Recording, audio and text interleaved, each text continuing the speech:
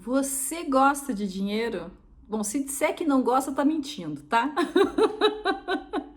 Eu acabei selecionando aqui algumas frases, alguns parágrafos que falam de dinheiro nos livros que eu li para esse episódio, então, das melhores partes, né? Vou repetir alguns livros de outros episódios, mas é porque são livros riquíssimos em citações, né? E dinheiro sempre rende citações muito boas, das mais sábias, filosóficas, com lições de vida, né, que nos engrandecem, até as mais cínicas. E eu contemplei ambos os tipos de citações. Bem, eu vou trazer um livro do qual eu já comentei aqui nas melhores partes, no episódio sobre banheiros, que é o livro Medo e Submissão, da Amélie Nothomb.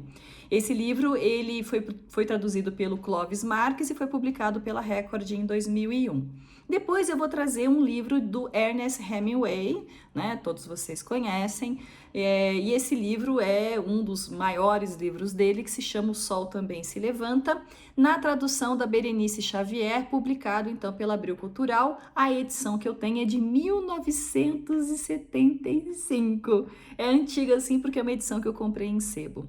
Depois, assim, para ficarmos na geração perdida aí nessa turma toda, também já trouxe um livro desse autor, aliás, o mesmo livro, que é do Scott Fitzgerald, Suave é a Noite, porque na verdade é o seguinte, a geração perdida sobre dinheiro, eles tinham muita coisa para falar, porque ou eles tinham muito ou eles não tinham nada. E aí esse livro então é a tradução da Lígia Junqueira, que foi publicado pela Record, pelo selo Altaia, em 1996. E para finalizar essas citações sobre dinheiro, eu vou trazer um dos autores que me formaram, né? Um autor que eu vinha conhecer na faculdade e pelo qual eu me apaixonei instantaneamente e acabei lendo um monte de romances dele. Não é um autor muito óbvio, não. É mais coisa mesmo de quem faz letras, linguística, porque ele está bem fora de moda, mesmo assim, para uma literatura mais antiga, que é o Balzac, né? O Honoré de Balzac.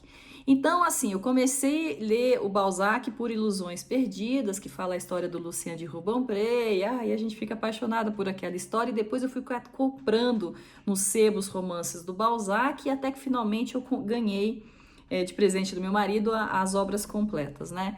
E eu vou trazer então sobre dinheiro uma citação do romance dele A Pele de Onagro, que tem a tradução do Fernando Pai, numa publicação da Ediouro, também antiga, de 1996. Então estou aqui trazendo os livros de sebo que eu acabo comprando.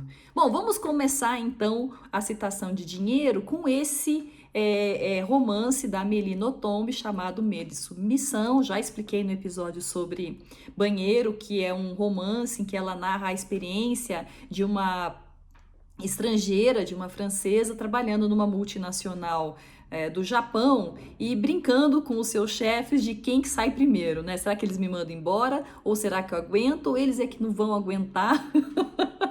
E aí, enfim, ela acaba indo trabalhar em determinado momento no departamento de contabilidade e o grande trabalho que ela tem que fazer é ficar somando conta na calculadora e não podia errar os valores, e ela nunca conseguia não errar a soma dos valores, e os japoneses ficavam perplexos de como é que uma pessoa não conseguia somar direito valores, porque era simplesmente ler o valor numa planilha, digitar numa calculadora e ir apertando Enter, Enter, Enter, Enter, Enter, né? E aí estamos falando de uma calculadora mesmo, porque esse livro é ambientado, acho que ele foi escrito também no início dos anos 90, então é aquela calculadora padrão, né, que a gente conhece. Bom, e aí então a personagem desse romance da Amélie Nothomb vem falar sobre essa multinacional, que era uma empresa riquíssima, né? Ambientada nesse romance dela. Olha só. O dinheiro na Yumimoto então é o nome da empresa, superava o entendimento humano. A partir de uma certa acumulação de zeros, os montantes deixam o terreno dos números para entrar no da arte abstrata. Eu me perguntava se haveria em toda a companhia uma criatura capaz de felicitar-se por ter ganhado 100 milhões de ienes, ou de lamentar a perda de uma quantia equivalente. Gente, olha, eu adoraria ter rendimentos que fossem compatíveis com os da arte abstrata. Então, quando você vir muitos zeros aí pela frente, você não fala assim, nossa, é um monte de dinheiro. Não, você fala assim, gente, isso aí é do reino da arte abstrata. E outra coisa, assim, realmente, né? Quando você começa a ficar insensível a dígitos que superam o 7, e aqui no caso a 100 milhões de ienes, é porque você no seu dia a dia realmente vê muito zero passar na sua frente, né? Me lembro que certa vez, quando eu trabalhava no marketing de uma startup de telecom aqui em Curitiba, a gente teve que fazer uma promoção no shopping e aí a gente ia comprar 4 carros para poder fazer o sorteio desses 4 carros em parceria com esse shopping aqui em Curitiba. E eu que fui a responsável, então, por organizar essa promoção lá no departamento de marketing dessa empresa. E aí, assim, eu tinha 20 e poucos anos na época, e foi a hora que foi a vez que eu mexi com mais dinheiro na minha vida, assim, né? Tudo bem que o dinheiro não era meu, mas passou por mim a autorização de comprar aqueles 4 carros e fazer a cotação daqueles 4 carros nas concessionárias de Curitiba. E de repente, em algum momento, eu me dei conta, eu falei assim, Jesus do céu, é muito dinheiro, nós estamos simplesmente sorteando um carro, né? Nossa, quantas famílias não fariam muita coisa com esse dinheiro todo? Foi a primeira vez, assim, que eu acho que eu tive um surto de consciência, assim, em relação ao que significa o dinheiro que rola no marketing, né?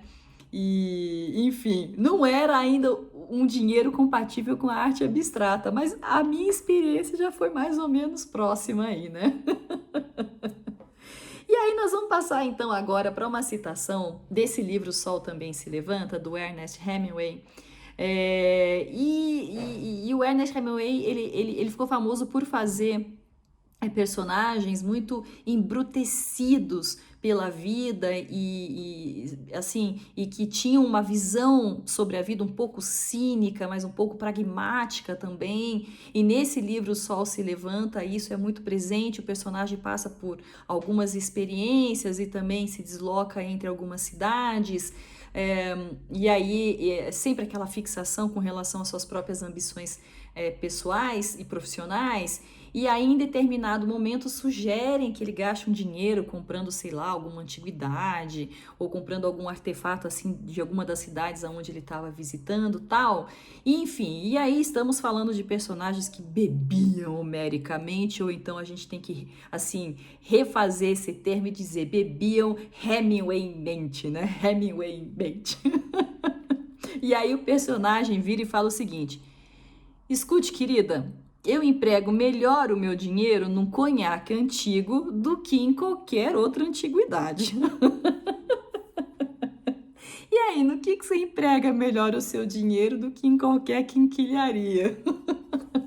Bom, a quinquilharia livro usado é um dinheiro bem empregado, né? Mas talvez ele não seja tão excitante quanto um dinheiro empregado num conhaque antigo. Aí nós temos que falar com os entendedores. Bom, e para a gente ficar nessa vibe aí do Hemingway, do Fitzgerald e essa coisa arada toda, eu trago então novamente uma citação desse livro que eu já utilizei no episódio de citações sobre banheiros, que é Suave à Noite, do Scott Fitzgerald, né? Então, como eu tinha dito, esse livro fala sobre um casal, e esse casal, em determinado momento, eles ganham uma soma de dinheiro e aí decidem curtir a vida, né? Delícia, festas, compras, cassinos, enfim, essa coisa toda. Então, vamos ver o que falam aqui sobre dinheiro, né? Outro elemento que marcou aquele verão para os divers foi a fartura de dinheiro. Graças à venda de sua parte na clínica e a certos investimentos na América, havia tanto agora que só o trabalho de gastá-lo e de tomar conta dos bens já tomava tempo. O estilo em que viajavam era fabuloso. Gente, eu quero dinheiro e não ter tempo para gastar. Sabe que uma dos meus pesadelos era... Porque assim, quando a gente era criança, ou melhor, quando eu era criança, a gente assistia muito Silvio Santos. Não tinha muita coisa pra gente assistir. E aí você tinha a Globo e você tinha a Record, mas a Record era infinitamente mais divertida do que a Globo nos domingos à tarde, porque dominava a história do Silvio Santos, né? E aí o Silvio Santos sempre vinha com aquelas gincanas, então tinha o Domingo no Parque, tinha aquela famosa gincana que você entrava, que a pessoa entrava na cabine e ela ficava dizendo sim, não, não! E as perguntas eram, quer trocar uma furadeira por uma bicicleta nova? E a pessoa dizia, não!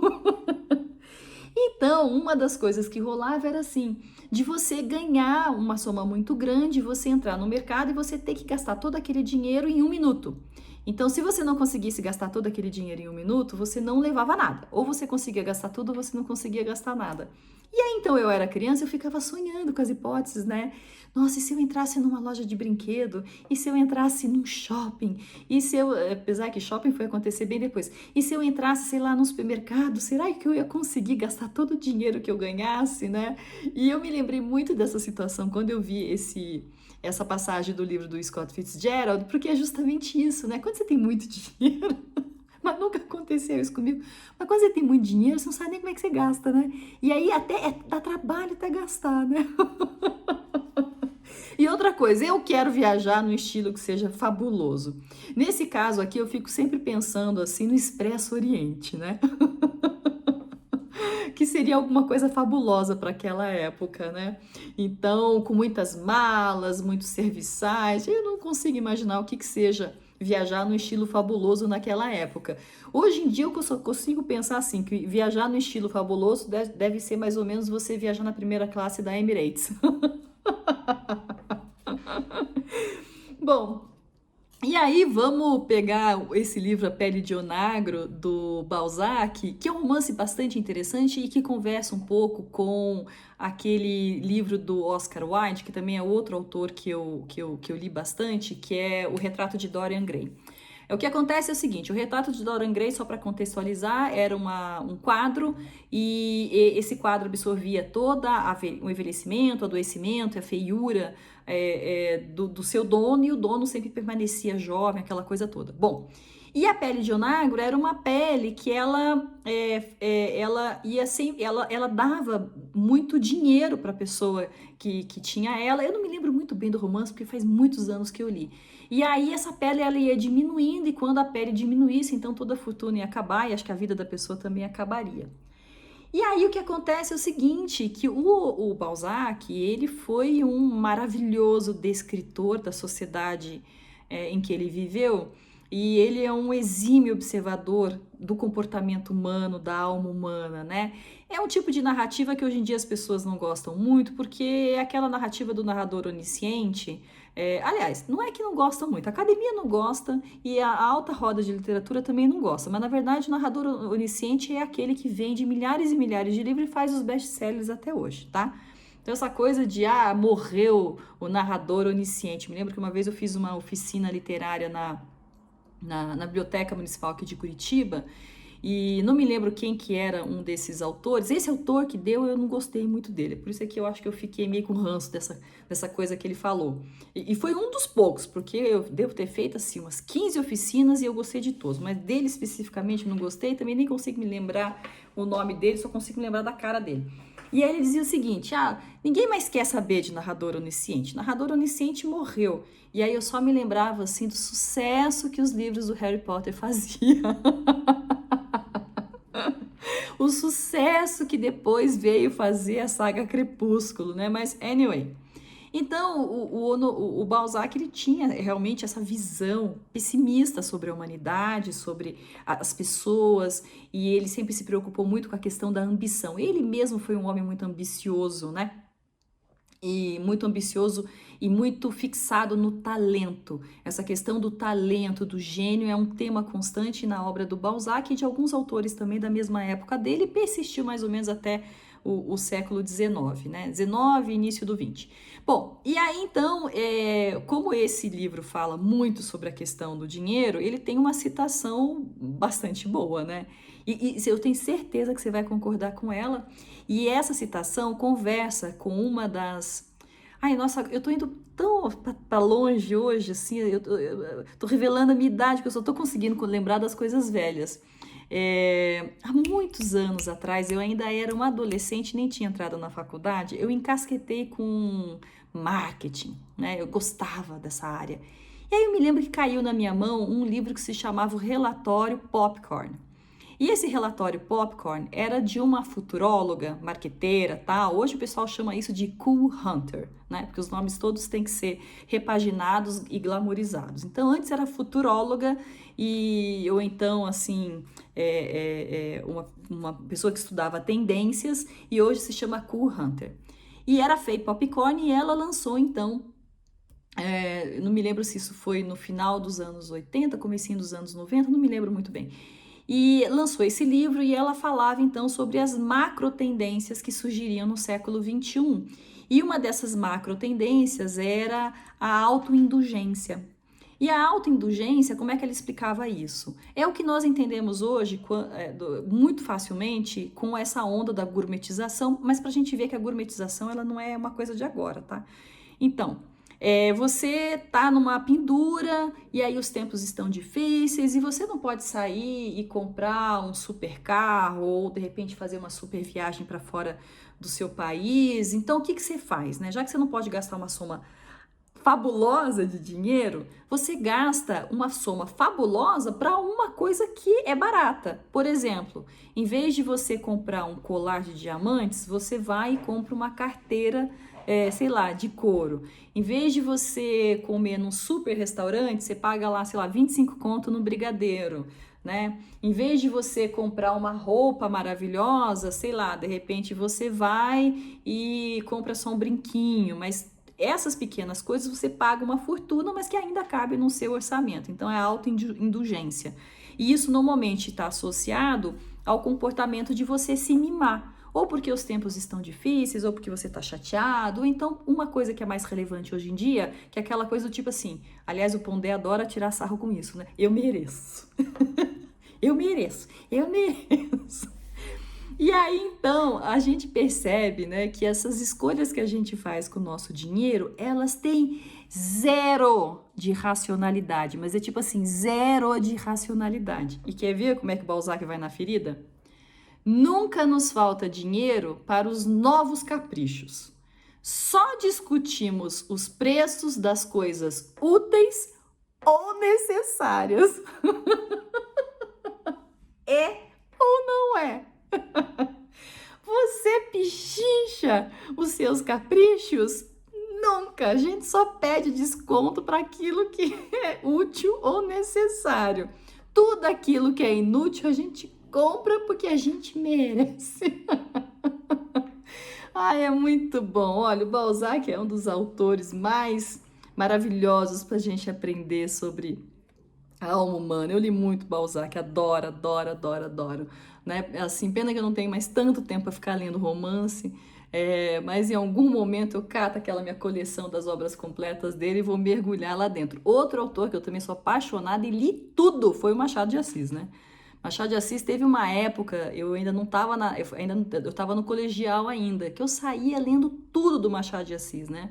E o meu romance preferido, obviamente, é Memórias Póstumas, né? Eu sei que todo mundo fala de Capitu como auge, né, da narrativa machadiana, mas eu gosto mesmo do Memórias Póstumas. Eu acho um dos romances mais geniais que já passaram, assim, na literatura brasileira. Adoro aquela ironia, aquele cinismo, aquela sabedoria investida num pessimismo contra a raça humana. Adoro. E aí o outro que eu li muito também são os três assim que formaram a minha tríade, né? É o Balzac, o Machado de Assis e o Shakespeare, né? Shakespeare eu também li um bocado também. E tenho do teatro tem também as obras completas, mas é outra vibe, né? É outra vibe, assim. Não tem aquele pessimismo tão marcado. Eu acho que tem também sim essas questões, mas eu acho que é mais edificante a leitura do Shakespeare do que a leitura do Balzac e a leitura do Machado de Assis, né? Engraçado, né? Eu não li muitas mulheres quando eu era mais nova. Eu fui ler mulher depois de velha, né? Bom, mas essa aqui foram as citações sobre dinheiro, então você já entendeu, né? A gente só discute, só pichincha aquilo que é útil e aquilo que é necessário, porque aquilo que é inútil a gente vai, paga e paga feliz. Eu vou deixar aqui na descrição do vídeo todos os links para você ir lá no meu blog As Melhores Partes, vê a resenha desses livros, aí você cata outras citações tão boas quanto, né?